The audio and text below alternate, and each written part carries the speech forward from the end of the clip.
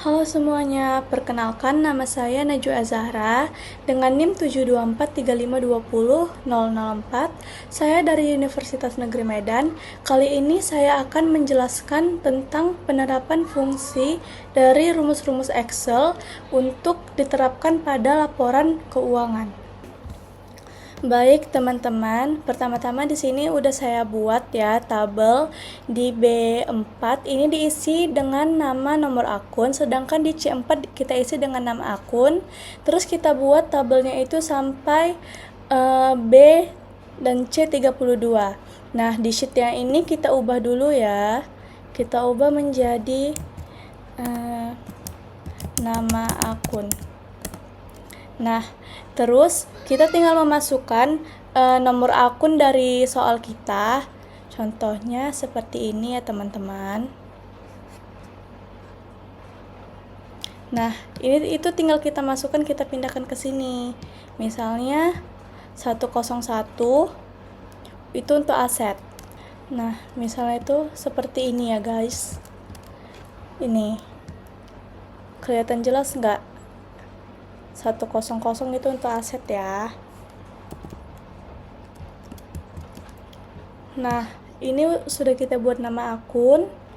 Selanjutnya kita akan kita tambahkan sheet baru. Teman-teman, kemudian kita masuk pada di bagian jurnal umum. Nah, kita isi jurnal umum ini menggunakan transaksi kita. Nah, kita ambil dari transaksi yang dari soal kita ya. Contohnya tanggal 1 Maret 1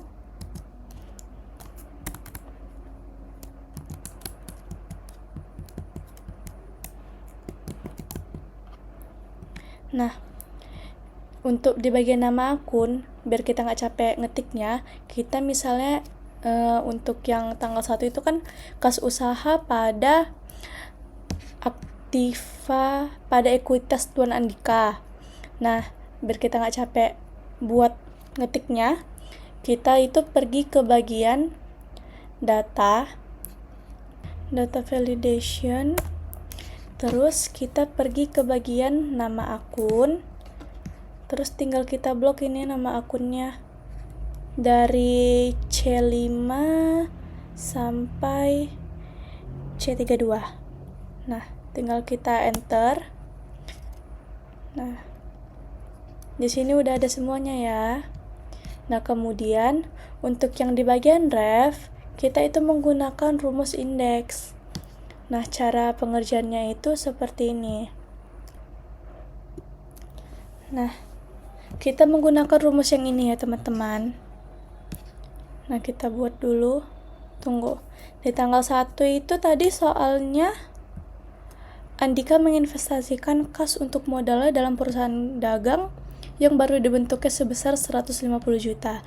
Nah, berarti nama akunnya itu kas usaha pada ekuitas Tuan Andika. Nah, untuk di bagian refnya itu kita bisa menggunakan rumus yang saya kasih tahu tadi. Nah, ini rumusnya. Kita buat indeks sama dengan kita pergi ke nama akun dulu ya. Kita blok yang bagian nomor akun. Nah, kemudian kita klik Fn dan F4 secara bersamaan. Nah, kemudian titik koma, kita klik match. Terus kita klik ini. Setelah match kita klik jurnal umum, kita klik ini C6, kemudian titik koma, kita pergi ke nama akun, kita blok ini dari C5 sampai C32, kita klik Fn dan F4, kemudian titik koma, kita klik 0, tutup kurung. Nah, jadi refnya ini udah otomatis ya. Kemudian tinggal kita tarik. Nah, jadi dia nanti otomatis. Nah, seperti ini. Begitu juga seterusnya. Nah, untuk debitnya tinggal kita masukin aja. Yang dari transaksi tadi 150 juta. 150. Nah, begitu seterusnya ya teman-teman. Nah, untuk yang Maret, tanggal 2 Maret,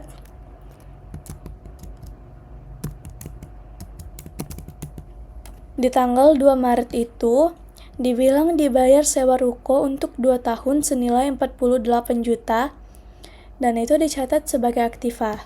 Nah, berarti nama akunnya ialah sewa ruko dibayar di muka pada kas usaha. Tinggal kita buat seperti ini. Sewa ruko dibayar di muka pada kas usaha. Nah, di sini refnya itu langsung ada kan? Di sini kita klik 48 juta. Kemudian di kreditnya juga sama. Nah, begitu seterusnya ya teman-teman. Nah, jadi setelah saya isi bentukannya kira-kira seperti ini ya. Nah, ini sampai ke bawah dianya berumus semua. Kalian tinggal mengikuti transaksi soal kalian. Untuk melanjut ke buku besar, kita klik di bagian pivot table. Kemudian kita blok semuanya. Baru kita enter. Kemudian kita masukkan tanggal ke bagian rows.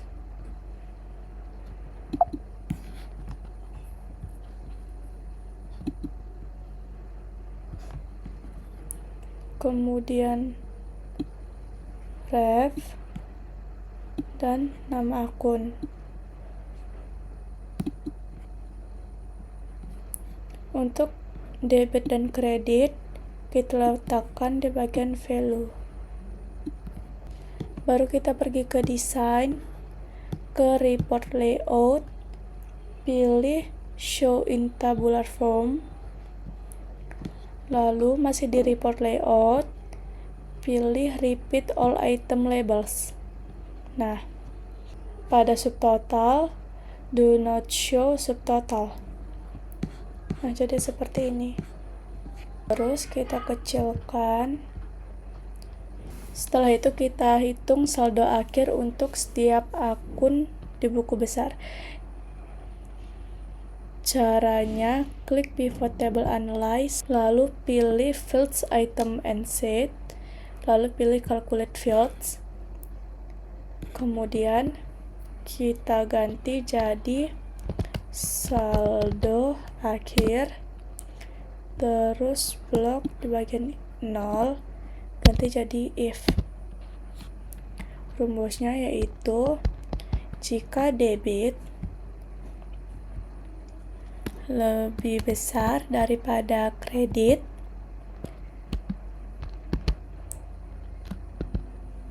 maka hitung saldo dengan cara debit dikurangi kredit.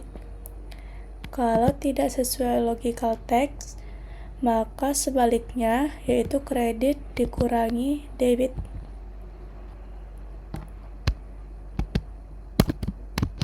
Lalu oke.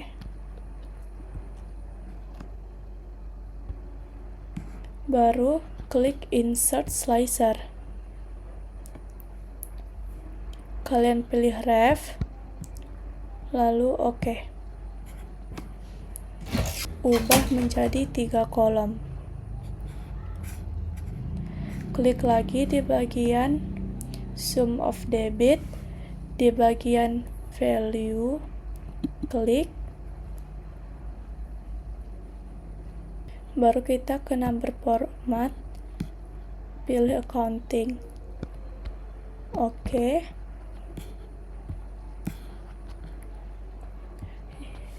Yang di bagian kreditnya juga kita ubah ke accounting. Kita oke. Lalu yang saldo akhirnya juga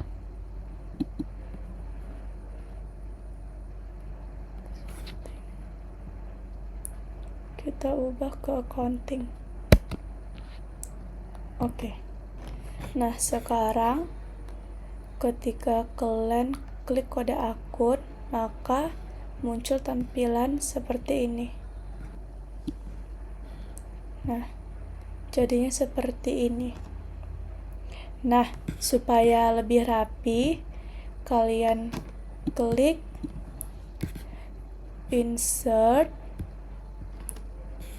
lalu kalian klik nomor akun dan nama akun. Di B2 klik sama dengan, klik di B6 sama dengan enter, sama dengan lagi, klik sel C6, enter. Nah, jadi seperti ini. Tinggal dicek satu-satu apakah saldonya udah tepat atau belum. Kalau sudah selesai cek, kita ganti nama sheet 3 menjadi buku besar. Pindahkan buku besar ke belakang jurnal umum. Lalu kalian klik sheet buku besar. Kalian klik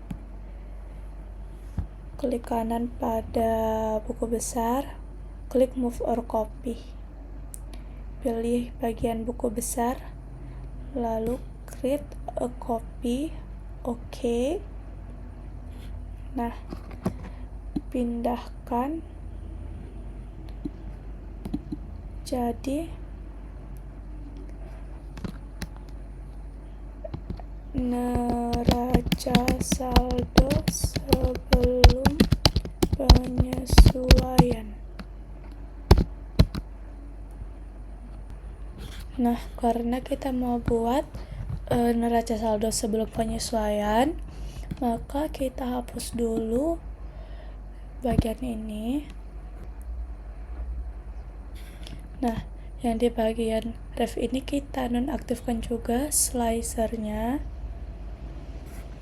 Lalu tekan Ctrl X. Nah, lalu pada bagian ini klik insert, terus Ctrl Y, lalu blok seperti ini, pilih merge across. Nah, kemudian di sini diberi nama UD Andika neraca saldo 2023. Nah, kemudian klik di bagian isi tabel, klik pivot table analyze. Nah, setelah itu pilih field list.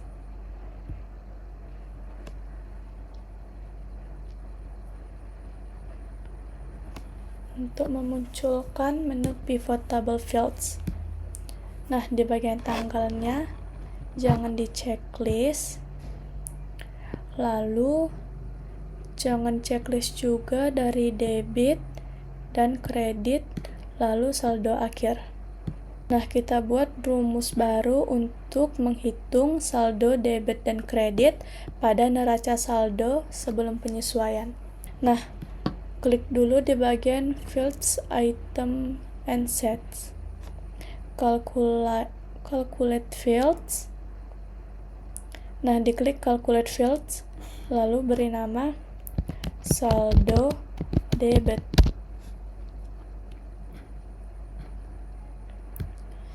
kita pakai rumus if. Jika debit lebih besar daripada kredit, nah maka hitung saldo dengan cara debit dikurang kredit.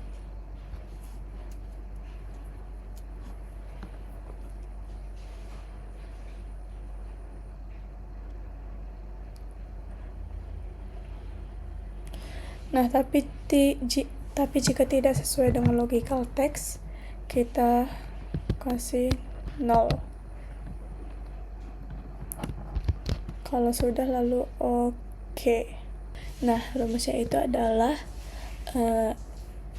jika debit lebih besar daripada kredit, maka hitung saldo dengan cara debit dikurang kredit. Tapi kalau tidak sesuai logical test, biarkan 0. Lalu klik OK.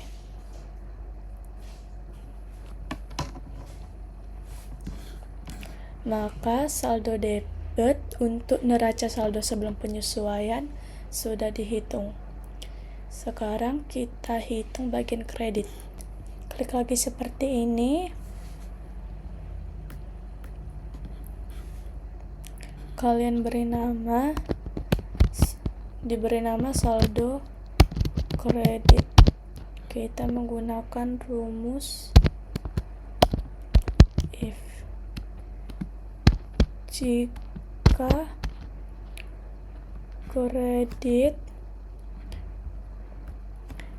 kredit lebih besar daripada debit, maka hitung saldo dengan cara kredit dikurangi debit.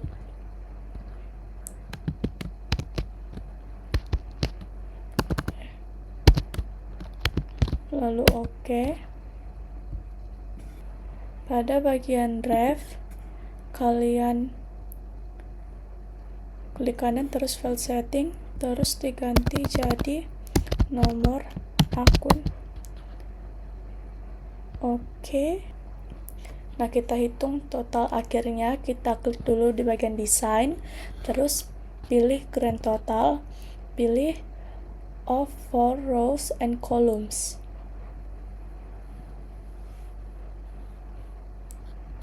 Lalu ketik total, lalu tinggal blok seperti ini. Setelah kalian blok seperti ini, klik auto sum. Nah, ini kita ubah dulu menjadi number. Nah, seperti ini.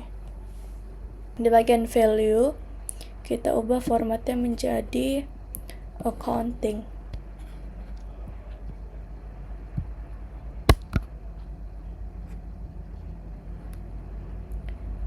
Yang ini juga saldo awal dan saldo debit dan saldo akhir.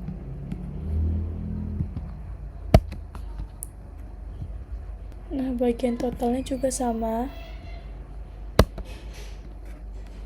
Supaya rapi, kita blok bagian E dan F terus dihapus.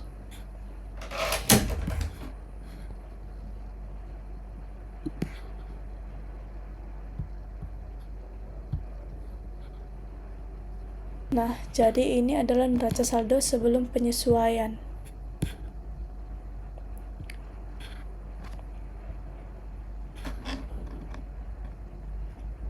Kita pindahkan ini ke sini, samping kanan dari buku besar. Nah, ini adalah neraca saldonya. Kemudian kita masuk pada laporan laba rugi. Nah, pertama-tama kita buat dulu rumusnya untuk mencari tahu, sama dengan rumusnya itu lookup. Nah, terus kita masukkan yang bagian B6, kemudian titik koma, kemudian kita pergi ke bagian neraca saldo, kita blok dari A5 sampai beban lainnya. Kemudian kita absolutkan. Nah, kemudian titik koma, kemudian kita buat 4 karena kan penjualan barang itu kan dikredit, dia kan kolomnya ke-4. Terus titik koma, kemudian false, tutup kurung, enter. Nah, begitu juga untuk buat yang ini, tinggal kita copy rumusnya.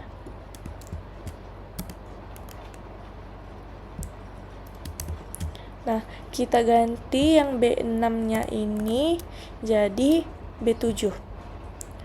Kemudian kita ganti yang 4-nya ini jadi 3.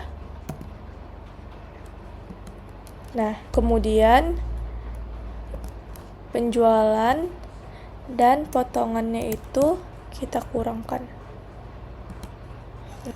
Nah, untuk di bagian beban pokok penjualan kita menggunakan rumus yang tadi.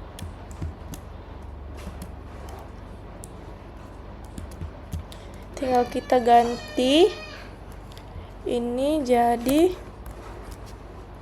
B10 dan ini beban pokok penjualan di kolom ketiga.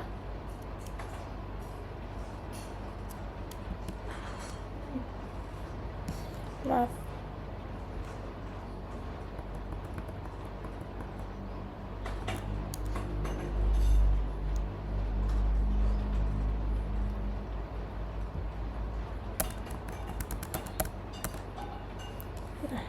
Seperti ini.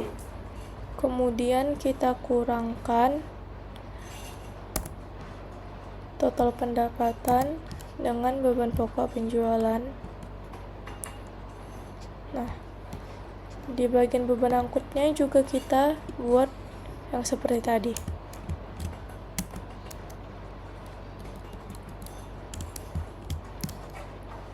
Ini kita ganti jadi B14.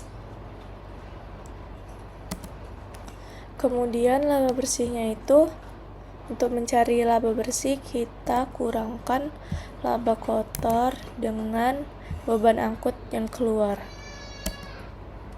Nah, ini adalah hasil dari laba rugi. Mencari laporan perubahan modal. Untuk di bagian modal awal kita buat dulu sama dengan, kemudian kita pergi ke sheet neraca saldo, kemudian kita ambil dari bagian ekuitas Tuan Andika yang di kolom kreditnya, kita klik, kemudian kita enter. Nah, untuk di bagian laba bersih kita ambil dari laporan laba rugi.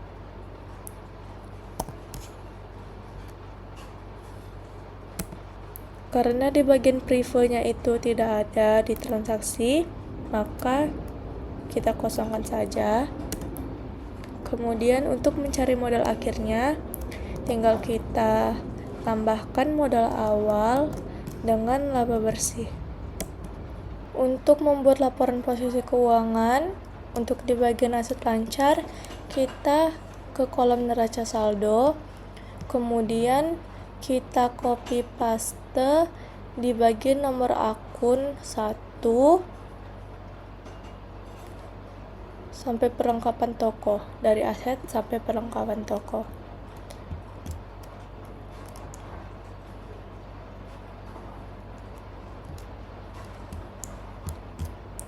Nah, kemudian karena di bagian asetnya itu kosong, kita hapus saja.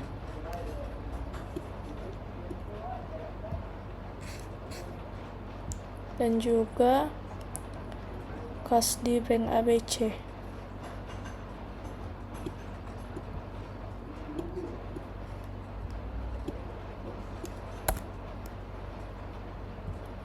Nah, kemudian untuk memasukkan nominal dari kas usaha, kita tinggal copy paste dari rumus beban pokok penjualan ini.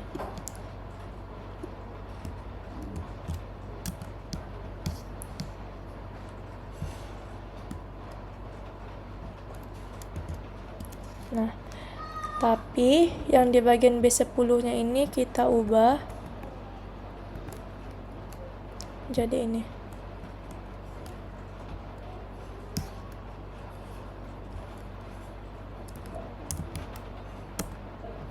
Nah, jadi seperti ini.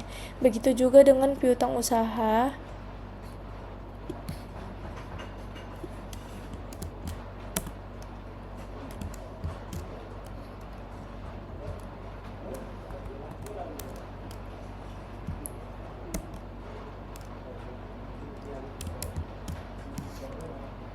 Sewa ruko dibayar muka juga. Pokoknya seterusnya itu seperti itu.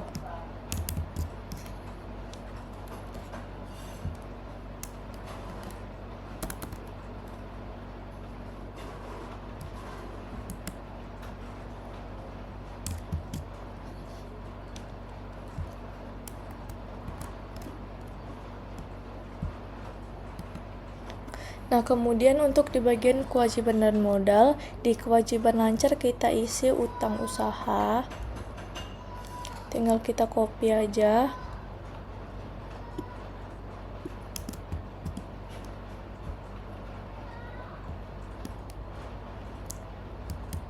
Utang usaha itu kan termasuk kewajiban lancar. Nah, kemudian kita menggunakan rumus yang seperti tadi.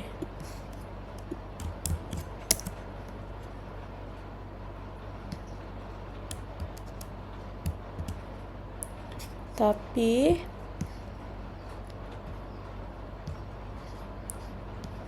ini 3-nya kita ganti menjadi 4 karena saldo dari utang itu terletak di kolom 4. Dan ini juga kita ganti menjadi O7. Setelah itu kita ambil ekuitas Tuan Andika.